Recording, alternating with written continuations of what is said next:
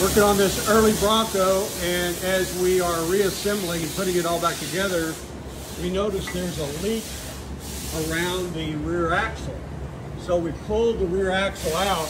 It has a seal that goes up in this hole right here. Like, gotta get away. Oops, made a mess of that. See that hole? That's where the axle goes.